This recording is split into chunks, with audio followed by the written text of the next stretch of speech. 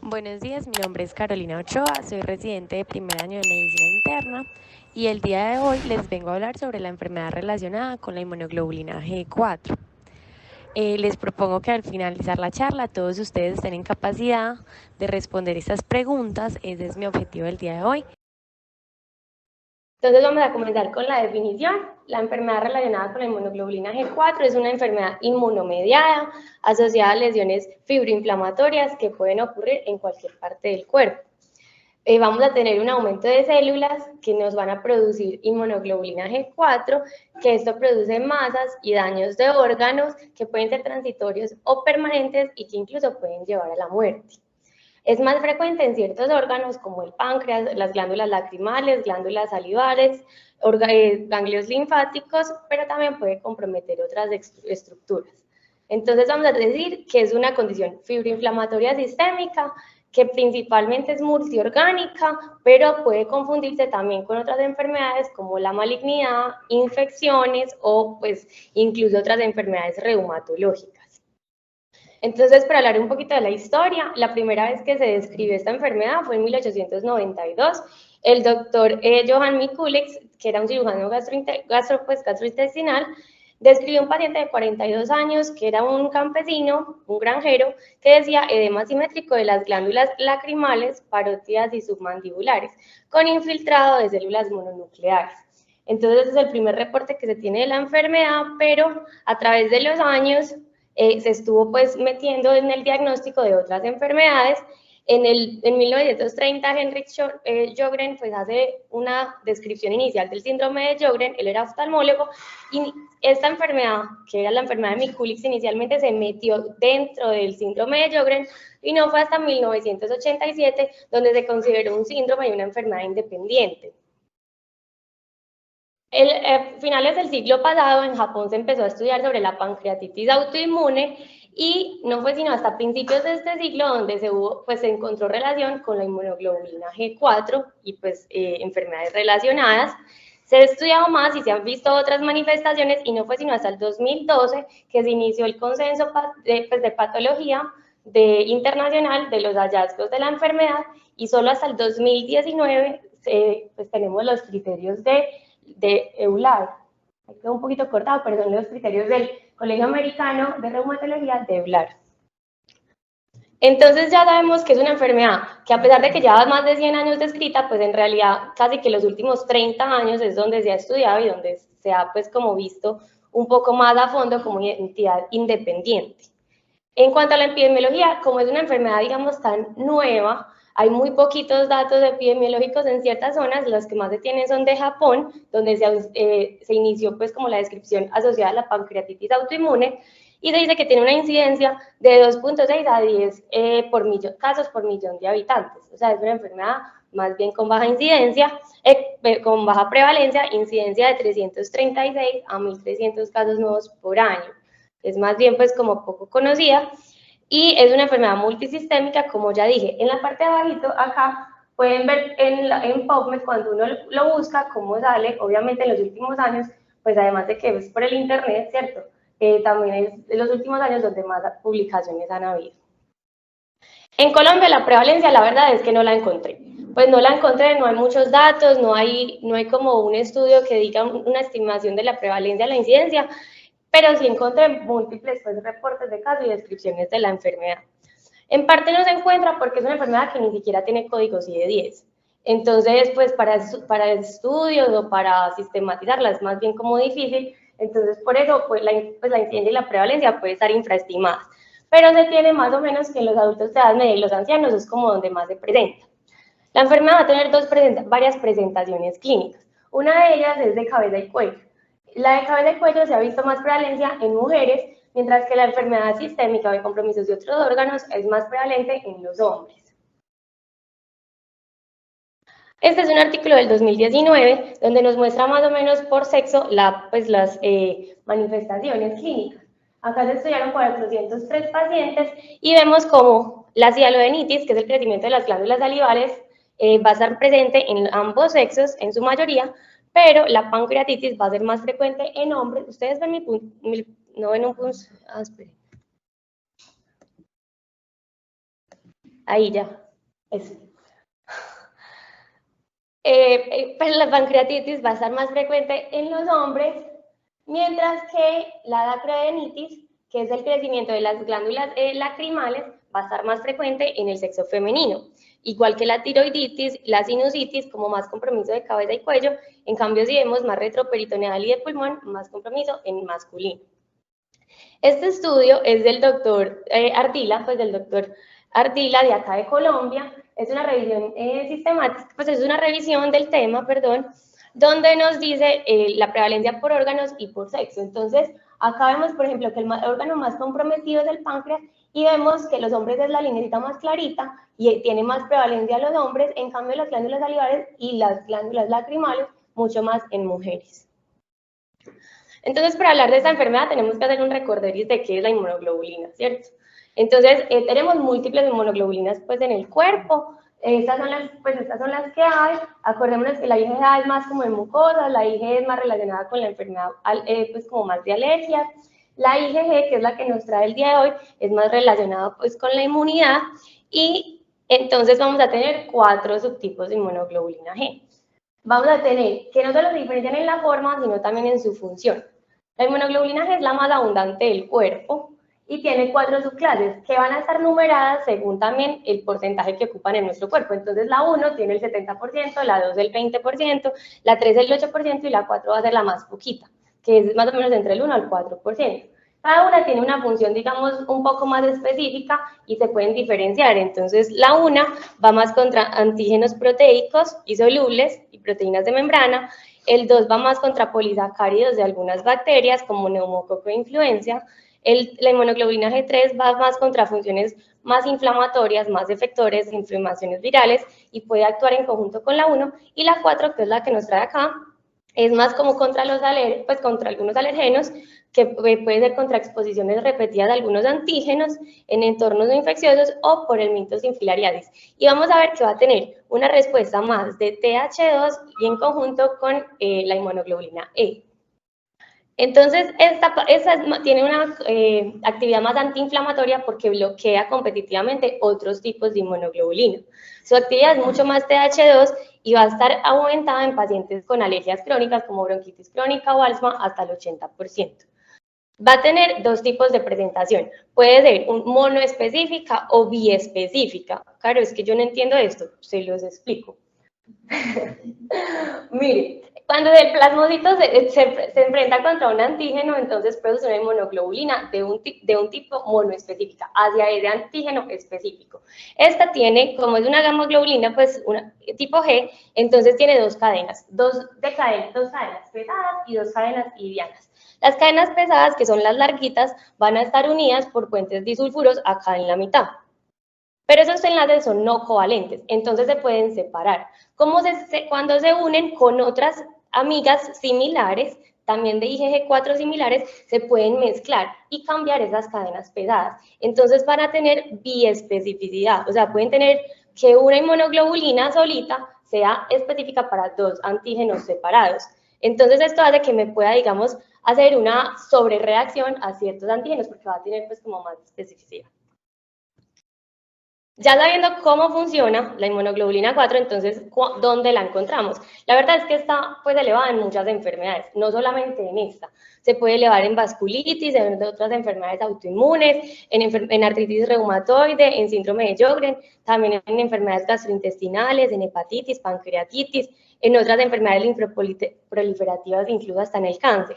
O pues, en las pacientes alérgicos, como ya dije, pues de asma y bronquitis. Tiene poquita capacidad para activar el complemento, entonces por eso es más una actividad antiinflamatoria. Hablando de la enfermedad como tal, entonces en la fisiopatología vamos a tener 2 fases, una inflamatoria y una fibrótica. La parte inflamatoria va a tener que hay múltiples, digamos, eventos que me llevan a una reacción inmune. Estos eventos pueden ser una infección, o puede ser un autoantígeno local. Por ejemplo, se han estudiado de las glándulas salivales y se han encontrado 17 autoantígenos que pueden estimular esta respuesta. Entonces, pues pueden haber muchos factores, incluso factores ambientales y una predisposición genética, que lo que hace es que me lleve a una reacción inmune exagerada, que me aumenta los linfocitos T diferenciados con una respuesta de predominio TH2, de interleuquinas de predominio TH2, con una regulación a la alta de los linfocitos T reguladores que me van a producir la fibrosis por un lado y me aumentan los eosinófilos y la inmunoglobulina E. Esto va a ser importante porque esto también lo vamos a poder medir. Yo sé que... esto también lo vamos a poder medir, entonces también se nos van a elevar la IgE y los eosinófilos también se pueden elevar. Y las linfocitos B, por su parte, entonces presentan las gamaglobulinas Ig4 y entonces estas van a infiltrar los tejidos. Un poquito más acá vemos como la respuesta TH2 pues, producida por los linfocitos B activados y por los macrófagos y toda la respuesta de linfocitos de interleuquinas me van a producir el factor de crecimiento del fibroblasto, actúan en el fibroblasto, esto en los tejidos vamos a tener las manifestaciones clínicas y histopatológicas. Entonces en la clínica vamos a tener masas que son como tumores, que se parecen a tumores de tejidos blandos o aumento del tamaño de los órganos, y en la histopatología pues vamos a tener el infiltrado linfoplasmocitario o incluso la fibrosis estoriforme, que ya pues enseguida les muestro cómo es. ¿Cuáles son los órganos afectados? Entonces acá los vemos por color de frecuencia, por frecuencia. Entonces el naranjado son los más frecuentes. Vemos que son las glándulas lacrimales, páncreas, glándulas salivales y el retroperitoneo.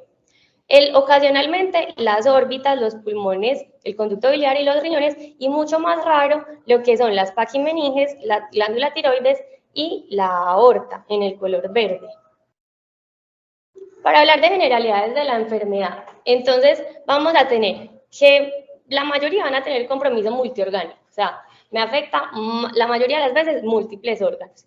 Pueden tener tumefacciones que me hacen similar o pueden ser similares o pensar en tumores, ¿cierto? Entonces pueden tener pseudotumores orbitarios, masas renales, lesiones pulmonares.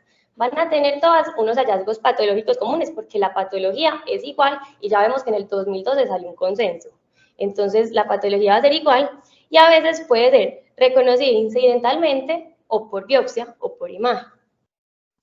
No todos van a tener la IgG4 sérica elevada, sino simplemente en el 60 y el 70% más o menos, porque no siempre se tiene que elevar en plasma, pero sí en tejido. Entonces se han descrito varias manifestaciones clínicas. Hay 4 fenotipos de la enfermedad. El primero es el pancreato biliar, que tiene más o menos el 31%. El segundo es el retroperitoneal, que equivale más o menos al 24%, cabeza y cuello, que es el 24% también, y la enfermedad sistémica o de micúlic generalizada, que más o menos el 22%. Vamos a hablar un poquito de cada uno de los fenotipos. Entonces el fenotipo número 1 es más con la pancreatitis autoinmune. Más o menos el 2% de los pacientes con pancreatitis crónica lo pueden tener y puede cursar con dolor abdominal, ictericia obstructiva, pancreatitis crónica o aguda, y puede tener deficiencia exocrina del páncreas con pérdida de peso o pérdida endocrina y producir diabetes. Entonces acá vemos una imagen de lo que se llama el páncreas en salchicha, que es como muy sugestivo de la enfermedad, que es un edema del páncreas, y si lo ven tiene múltiples atenuaciones por dentro y alrededor tiene como un halo que es de más hipoatenuación. Si lo ven acá como entre los corcheticos. Entonces ese halo va a ser uno de los criterios incluso, pues va a cumplir incluso uno de los criterios ISORT de la pancreatitis autoinmune, y acá vemos en el PET cómo capta no solamente en el páncreas, sino también en las glándulas lacrimales. Este fenotipo también, aparte de presentarse con la pancreatitis, también puede presentarse con colangitis esclerosante. Incluso el 70% de los pacientes con pancreatitis pueden tener colangitis. Se puede diferenciar de la colangitis primaria porque esta tiene más estenosis intra o extrahepática, mucha más ictericia, ictericia mucho más súbita, puede tener más esteatorrea y más dolor abdominal que la colangitis esclerosante primaria. La biopsia va a ser diferente, pero también hay que hacer diagnósticos diferencial con la primaria y con carcinoma. Puede progresar hacia cirrosis. El fenotipo número 2, que ya sabemos que es retroperitoneal y aortitis, entonces me puede producir una aortitis con aneurismas y disecciones, puede ser de pues, torácica abdominal, incluso la periaortitis abdominal también, linfoplasmoditaria, y se puede diferenciar de las arteritis por células gigantes y del Takayasu porque esta respeta las subclavias, mientras que las otras puede comprometer las subclavias. Entonces, esta, pues la enfermedad por IG4 normalmente las puede respetar. Y hay más compromiso abdominal e infrarrenal. La fibrosis peritoneal, que también hace parte del fenotipo número 2, vemos cómo puede haber tejido fibrótico periaórtico o retroperitoneo. Entonces, acá vemos, por ejemplo, en la TAC, cómo se ve alrededor de la aorta un tejido fibrótico que incluso se ve aquí también en la captación del PET. Entonces, inicialmente se pensaba que muchas de las fibrosis retroperitoneales eran idiopáticas, pero se ha visto que es secundaria o en los últimos años a enfermedad por IgG4 muchas pues, de estos casos. Puede ser según lo que comprometa. Si compromete o si, si hace atrapamiento o compresión, puede dar desde asintomático hasta estar con dolor lumbar, hidronefrosis, masas. Entonces, pues la clínica puede ser muy variable. El fenotipo número 3, que es de cabeza y cuello, entonces va a tener linfadenopatías que pueden ser desde indoloras hasta tener efectos de masa. Y el efecto de masa es porque pueden crecer hasta 5 centímetros. Entonces pueden ser simplemente linfadenopatías o crecer bastante. Y las glándulas salivares, que las glándulas salivares pueden crecer solamente la submandibular y entonces ahí se llama el tumor de Putnett o una cialodenitis esclerosante. O si por el contrario tiene el crecimiento de las parótidas, submandibular y lacrimal, ya es la enfermedad miculis pues tradicional, entonces puede ser bilateral, pero no siempre simétrica, puede crecer un lado más que el otro. Las glándulas lacrimales y el ojo, entonces me va a dar dactioadenitis, es lo más frecuente, como ya lo vimos en la gráfica pasada, pues de ahorita, puede tener compromiso bilateral y me puede incluso similar un pseudotumor hereditario, como en esta imagen, que era una niña de 13 años, y si lo ven acá en la tomografía, esta era la glándula lacrimal, que entonces se pensó, me produjo incluso una proptosis del ojito y después del tratamiento, del seguimiento, pues mejoró el crecimiento de la glándula lacrimal, la adenitis. En la tiroides se llama tiroiditis de Riedel, que es fibrosante y también puede crecer. El fenotipo número 4, entonces es la enfermedad sistémica, va a tener compromiso pulmonar o pleural, puede ser desde asintomática hasta tener dolor y disnea. En la tomografía vamos a tener 4 fenotipos diferentes, desde pseudotumores con nódulos hasta enfermedad de vía aérea, vidrio esmerilado o neumonía intersticial, como lo vemos acá en esta zona, que es vidrios y nódulos. O renal, que me puede producir una nefritis tubulointersticial con hipocomplementemia, que puede ser desde subaguda crónica con glomerulopatía membranosa, hematuria y proteinuria. Entonces, si ven esta tomografía aquí abajo, donde está la flechita, vemos que el riñón izquierdo tiene diferentes tipos, diferentes atenuaciones y el páncreas también. Entonces, este es el páncreas en salchicha y el riñón pues está con una glomerulopatía, una nefritis. Entonces se puede ver ahí el compromiso de ambos. Las linfadenopatías también pueden estar, pero en este caso ya no van a ser en cabeza y cuello, sino más mediastinales, iliares e intraabdominales. En el sistema nervioso puede haber desde paquimeningitis a hipofisitis, hipopituitarismo, según pues la parte que crezca. Y puede tener compromiso de múltiples órganos, incluyendo también el corazón, con pericarditis, la piel, con pseudolinfoma, con pápulas, placas y nódulos o genituria urinaria. Este fue un estudio que se hizo de 765 pacientes. La idea era ver la prevalencia, pues, y cómo era la clínica, las manifestaciones clínicas de cada subgrupo. Entonces, acá en esta tablita quiero que se centren en estas dos cositas, que es que el subgrupo número 3 era más frecuente en mujeres asiáticas y de edad un poquito más joven, y el subgrupo número 4 tenía niveles más altos de IgG4, de IgG4. Niveles mucho más altos, pues mire que por ejemplo con el subgrupo 2 casi que es 10 veces el nivel, o sea, mucho más alto. Pero es la enfermedad sistémica. Entonces, para resumirles los 4 fenotipos tenemos 4, que son estos: pancreatobiliar, aortitis, cabeza y cuello y miculis o sistémica. La mayoría dan en hombres, excepto el grupo número 3, que se da más en mujeres de raza asiática y mucho más jóvenes. La enfermedad cursa pues con una, digamos, entre más compromiso de órganos, más elevación va a haber. Entonces la enfermedad del grupo 4 va a tener más elevación de IgG4 e IgE, y el grupo 2 puede tener incluso elevación de reactantes, porque es pues aortitis y retroperitoneal, y del tratamiento ya hablamos pues como enseguida. Entonces llegó mi paciente, ¿cómo le hago el diagnóstico?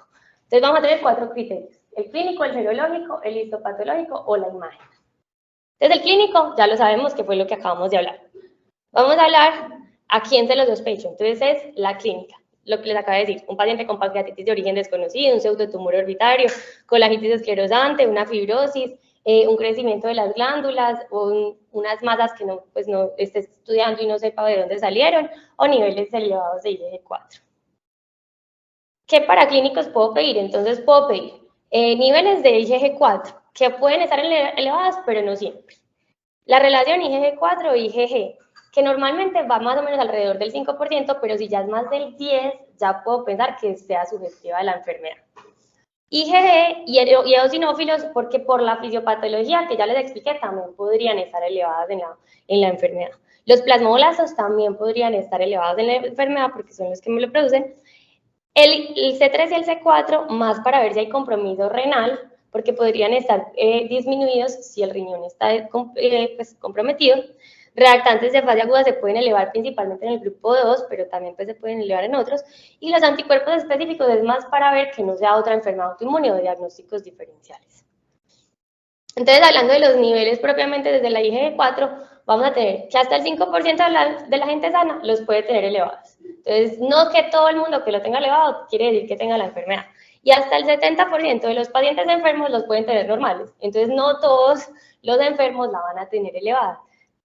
Perdón, hasta el 70% las tienen altas, el 30% las tienen normales. Entonces, hay un 30% que me pueden pues, parecer que no la tienen y estar enfermos. Por lo tanto, los niveles de IgG4 no son ni necesarios ni suficientes para el diagnóstico. Se pueden hacer, se pueden medir y me fortalecen, pero no son ni necesarios ni suficientes, ya que ni siquiera son exclusivos de la enfermedad. Aumenta según el órgano, la cantidad de órganos, como ya lo vimos, y el rango de referencia es mayor a 135.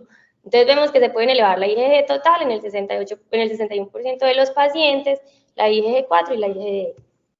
Este fue un metaanálisis que se hizo para evaluar la sensibilidad de la IgG4 sérica. Se estudiaron en el metaanálisis se analizaron 23 estudios con más de 6.000 pacientes, 6.048 pacientes. Y ellos concluyeron que la IgG4 sérica para diagnóstico de la enfermedad relacionada con IgG4 tiene una sensibilidad del 85% y una especificidad del 93%, con un intervalo de confianza del 95%. Entonces, pues hasta el momento es una buena prueba que se debería solicitar en caso de sospechar. En cuanto a las imágenes, entonces tenemos tomografía y resonancia para buscar las masas y los hallazgos pues, de cada órgano. Y el PET, que se usa más que todo para ver si hay compromiso multiorgánico, para seguimiento y para identificar los sitios de la biopsia. En cuanto a la histopatología, ya sabemos que hay un consenso, pero entonces el consenso, ¿qué dice? Dice que deben tener 2 de 3 criterios. Los criterios son 3, que son infiltrado linfoplasmocitario con IgG4 positivas, fibrosis estoriforme y flebitis obliterativa. Si tengo 2 de 3, en teoría me hace el diagnóstico histopatológico de la enfermedad. La biopsia es la alcohol estándar y me sirve para excluir malignidad u otros pues, imitadores. El infiltrado linfoplasmocitario son estos 3 criterios. El infiltrado linfoplasmocitario entonces me habla de infiltrado de plasmocitos y me habla también la relación IgG4 y IgG. Entonces, si tengo más de 10 células IgG positivas por campo, yo creo que se lo tenía aquí, eso, por campo, o la relación IgG4 o IgG es mayor al 40%, ya me habla que es diagnóstica y se cumpliría este criterio, que es el pues, denso infiltrado. ¿Sí? Entonces, acá se los traigo más o menos, yo sé que es difícil, a mí personalmente me costó bastante verlo, pero esta es la fibrosis de patrón estoriforme. Dicen que es como rueda de carro. Entonces la idea es que uno mire y la fibrosis se debe ver como una X y es como en X y pues como en forma circular. La verdad a mí me cuesta un poquito, pero se supone que esta es la X. No sé si la alcanzan a ver. Ah, bueno. Pues el infiltrado linfoplasmocitario era lo que les decía, más de 10 de IgG4 por campo o la relación IgG4-IgG mayor del 40%. Eso se hace con la inmunohistoquímica, entonces ya se cuentan y le dicen a uno. Y en la histopatología y en la flebitis obliterativa, entonces acá en la parte de abajo ven una vena, cómo se oblitera, el lumen se oblitera por el infiltrado pues de la pared. Entonces, con esos tres criterios, esos son los criterios histopatológicos. Pero en el 2019 salieron estos criterios, que son los criterios del aula, pues del Colegio de Reumatología del aula EULAR. Entonces, esta gente sacó estos criterios inicialmente para ensayos clínicos, pero se puede pues, aplicar a la, digamos, a la clínica diaria, pero hay que tener en cuenta que salieron para ensayos clínicos, pues, para homogeneizar la población. Dice que se deben incluir los pacientes si tienen hallazgos clínicos o radiológicos típicos de órgano o evidencia pues, de compromiso inflamatorio y sin los de exclusión, que los de exclusión prácticamente es descartar otra cosa, entonces que tenga fiebre, que tenga anticuerpos para otra cosa, que tenga hallazgos con progresión rápida de la enfermedad, pérdida de peso, que sugieran como malignidad o esplenomegalia, o una patología compatible con otro diagnóstico, o sea, que no me cumplan los tres pasados, o pues otras manifestaciones. Estos criterios clasificatorios tienen 8 ítems, que son estos: histopatología, inmunofijación, concentración de IgG4, compromiso de glándulas salivales o lacrimales, tórax, páncreas, arco biliar, riñón y retroperitoneo. Quiero que lo sepan, pero no pues que se los aprendan obviamente porque son muchos, son muy largos. Acá se los traigo es más que todo para que vean que cada puntaje, pues cada criterio tiene un puntaje según si lo cumple o no lo cumple. Entonces va a ir sumando puntos. Entonces suma puntos, taque, taque, taque, taque, usted mira, lo cumple, no lo cumple, suma todo esto y al final entonces dice que cumple los criterios cuando tiene el de inclusión y no los de exclusión, ¿cierto? Porque si no lo saco para otro diagnóstico. Y si el puntaje final me sumó más de 20. Si me sumo más de 20, entonces yo puedo decir, ah, no, mi paciente tiene criterios pues, para corroborar diagnóstico de enfermedad relacionada con IgG4. Estos criterios tienen una sensibilidad del 83% y una especificidad del 99%. Sin embargo, no reemplazan el criterio médico y es muy importante porque como se diseñaron inicialmente para ensayos clínicos, entonces pues el criterio médico pues, es como lo más importante. En cuanto a los diagnósticos diferenciales de la enfermedad, hay varios. Hay reumatológicos, no reumatológicos e incluso de malignidad. Los de malignidad pues son, por ejemplo, la enfermedad de Castleman, por ejemplo, linfomas. Los no reumatológicos, pues la colangitis primaria, una tuberculosis, una orbitopatía tiroidea, otras enfermedades que me expliquen los síntomas de mi paciente. Y los reumatológicos son el síndrome de Sjögren, lupus, arteritis, sarcoidosis. Acá les trae pues como las diferencias como con las, digamos, mayores que me pueden confundir, los que a mí me parecen como más difícil de diferenciar. Entonces, con la vasculitis ANCAS vamos a tener que estas tener más compromiso de otorrinolaringología. Pueden tener más compromiso de pulmón, riñón, fiebre, los ANCAS van a estar positivos y pueden tener una progresión más rápida.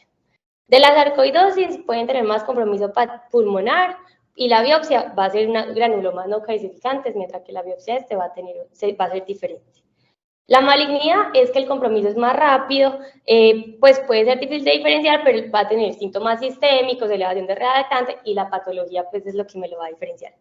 Y en el síndrome de Sjögren, incluso el doctor Ardila lo diferencia en su revisión porque como una vez estuvo, pues como en una época estuvo dentro de este diagnóstico, entonces para hacer la claridad, es más en mujeres, acá lo pueden ver, se presenta más con síntomas secos que la enfermedad por IgG4, se presenta más en pacientes, pues los anticuerpos van a ser pues muy claros, anti-RO y anti-LA para el síndrome de Sjögren, en cambio en este no los va a tener pues el perfil serológico, la histopatología es diferente y la rinitis alérgica o síntomas alérgicos son más prevalentes en la enfermedad por IgG4, como vemos acá. Entonces ya tengo mi diagnóstico, ¿cierto? Entonces voy a pensar, bueno, listo, mi paciente se beneficia o no se beneficia de tratamiento, ¿cómo es? Esa es la primera pregunta que le debo hacer. ¿Mi paciente se beneficia o no? Entonces, Es difícil porque es una enfermedad muy nueva, miren que los criterios apenas desde el 2019, pues llevamos 4 años, 5 años con esos criterios, pero entonces se ha visto que hay mejor respuesta y mejor pronóstico del órgano con el inicio temprano de la terapia.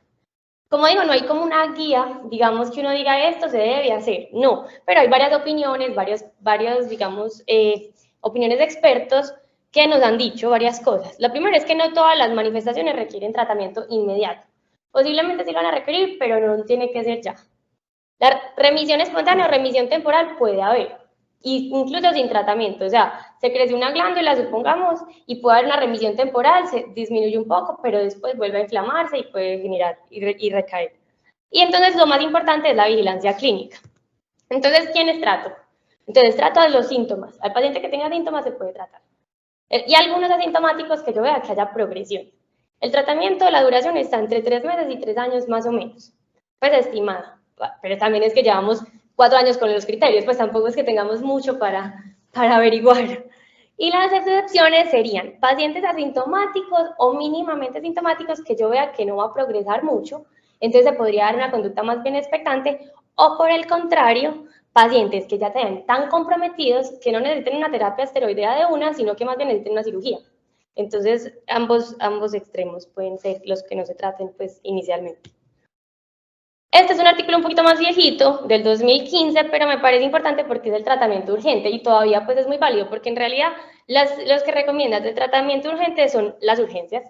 Entonces son aortitis, fibrosis retroperitoneal que me produzca compresiones, pues una nefritis tubulointersticial, una paquimeningitis. Entonces paciente con urgente, ese sí se trata. Se trata y se pulsa como las enfermedades de reuma. Se pulsa con esteroides. Doctora, ¿cómo está? Bien, Gusto gracias. verla. Igualmente.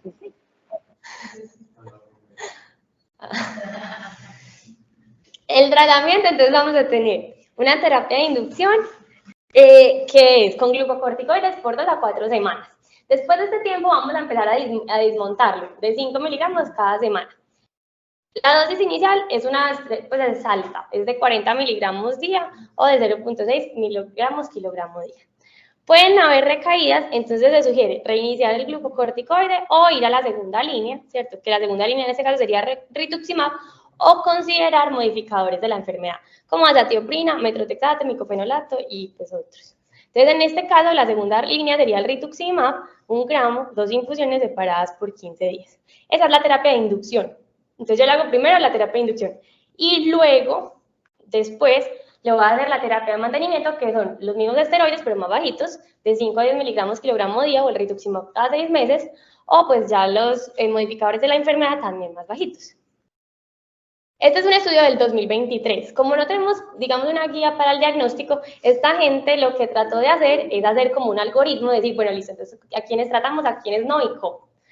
Se hizo un análisis de expertos. Se le consultó a 9 expertos de Europa en la enfermedad con 31 preguntas. Esto salió el año pasado, del 2023. Le hicieron 31 preguntas para tratar de hacer un algoritmo del tratamiento que pudiera pues como servir y ser más útil para los demás.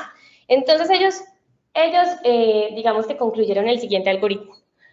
Paciente que esté asintomático, que no tenga rápida progresión y que no tenga disfunción de órgano, principalmente vigilar. Vigilar, ver cómo se comporta, si aumenta el tratamiento, si no, espere. ¿Cierto? Si no tiene esto, sino que por el contrario, tiene factores de riesgo, es un paciente pues con compromiso de órgano, manifestaciones severas, que incluso requiere tratamiento urgente, entonces lo primero va a ser pulsarlo, pues el tratamiento urgente que ya mencionamos, que puede ser pulsarlo acá, pues individualizarlo, ¿cierto? Individualizarlo y ver si inicia terapia combinada. La terapia combinada que ellos proponen es el esteroide más el rituximab. Entonces ellos proponen terapia combinada o individualizarlo en pulsos o en rituximab solo según pues el paciente. Si por el contrario mi paciente no está urgente, entonces le inicio la terapia de inducción, normalita. ¿Respondió o no respondió? Entonces, mi paciente no urgente, que sí respondió, entonces le voy a bajar la dosis y le voy a hacer la dosis de mantenimiento por 18 semanas, ¿cierto? O sea, por 6 meses. Sí. Y voy a ver si tiene recaídas o no. Si mi paciente que estaba urgente respondió, entonces ya le voy a dar manejo también por de 12 a 14 semanas y voy a ir disminuyendo. Ir disminuyendo y ver si recae. Si no recae, entonces se hace el seguimiento y el tratamiento se da por 2 a 3 años.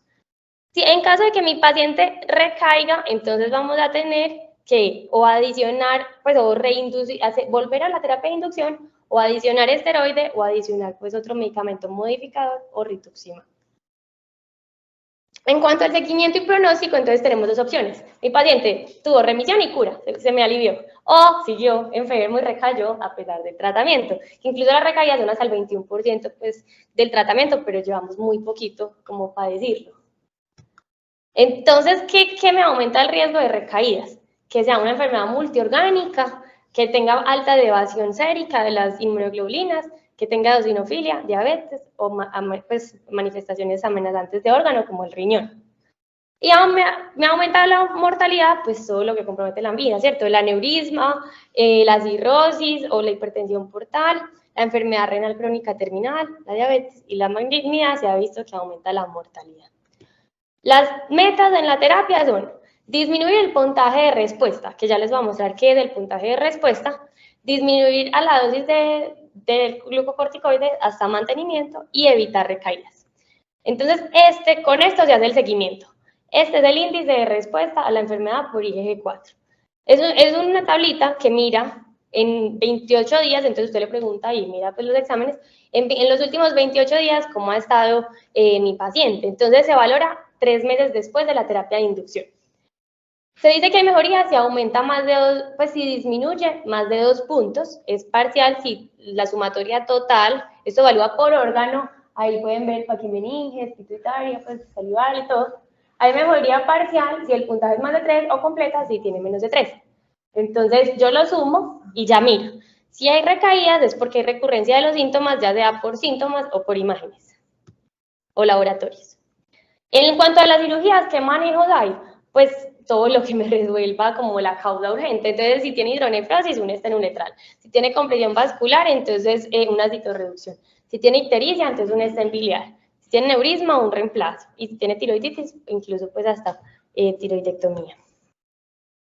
El seguimiento se debe hacer cada 6 meses con clínica y laboratorio. Entonces, en los laboratorios le voy a pedir pues, el hemograma, la función renal, hepática, las inmunoglobulinas y el complemento para ver que no haya compromiso renal. Las imágenes, especialmente para ver partes del cuerpo que no sean evaluables. Entonces, como enfermedad pulmonar, fibrosis retroperitoneal o aortitis, pues que en la clínica son pues, imposibles de ver una fibrosis retroperitoneal. Y el índice de respondedores se debe hacer, que es la tablita que les mostré ahorita. Entonces uno dice, bueno, es una enfermedad muy rara, poco prevalente, no sabemos muy bien, posiblemente nunca la vea, pero resulta que los profes del HGM sí la vieron, la encontraron, entonces les traigo un ejemplo del HGM, donde los profes encontraron una mujer de 32 años que consultó por melenas y epigastralgia, inicialmente se le hizo una endoscopia, se encontró una masa exofítica con lesión ulcerada, se hizo una TAC, se encontró una masa gástrica calcificada, como lo pueden ver aquí, o lo pueden ver aquí. Se le hizo un PET, en el PET se vio que solamente tenía compromiso gástrico, que no tenía pancreático ni de otros órganos. Sin embargo, lo malo con esa paciente fue que tuvo un deterioro clínico, ella ingresó con una hemoglobina de 5, se deterioró y entonces decidieron llevarla a gastrectomía. En la gastrectomía encontraron esta masa y la biopsia reportó lo siguiente: fibrosis estoriforme e infiltrado linfoplasmocitario. Estos son 2 de 3 criterios histopatológicos que dijimos.